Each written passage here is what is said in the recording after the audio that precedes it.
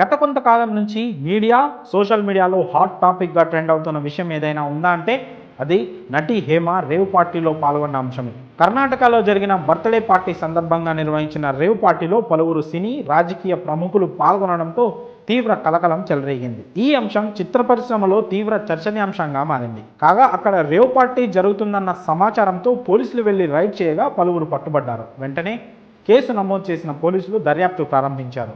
విచారణలో పలువురు డ్రగ్స్ తీసుకున్నట్లు పోలీసులు వెల్లడించారు.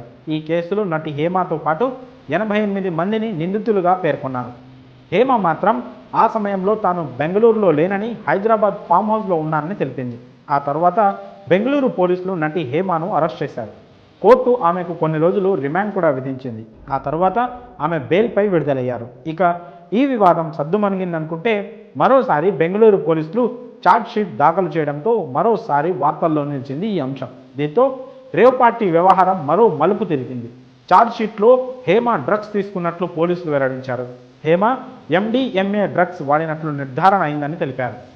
MDPS సెక్షన్ 27 కింద హేమపై పోలీసులు కేసు నమోదు చేశారు. ఈ వ్యవహారంపై స్పందించిన హేమ మాత్రం తాను ఎలాంటి డ్రగ్స్ తీసుకోలేదని చెప్పుకొచ్చింది. తాజాగా ఈ కేసుకు సంబంధించి హేమ తన ఇన్స్టా ఖాతాలో మాట్లాడుతూ వీడియో రిలీజ్ చేసింది. మీడియా సంస్థలపై హేమ చేసిన వ్యాఖ్యలు సంచలనంగా మారాయి.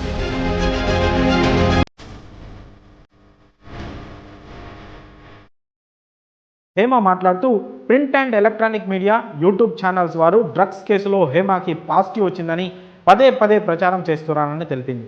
ఇంకా ఛార్జ్షీట్ నాకే రాలేదు, నేనే చూడలేదు, అలాంటిది పాజిటివ్ వచ్చిందని మీకెలా తెలుసు అంటూ ప్రశ్నించింది.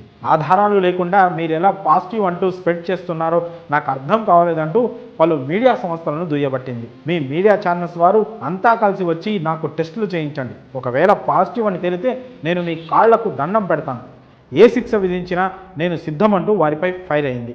నా కుటుంబం తలవంచుకునే తప్పు ఎప్పుడూ చేయలేదు, ఇండస్ట్రీకి తలవంపులు తెచ్చేలా నేనెప్పుడు వ్యవహరించలేదు, గతంలో తప్పు చేయలేదు, చేయబోను, పరువు కోసం చచ్చిపోతానంటూ తెలిపింది.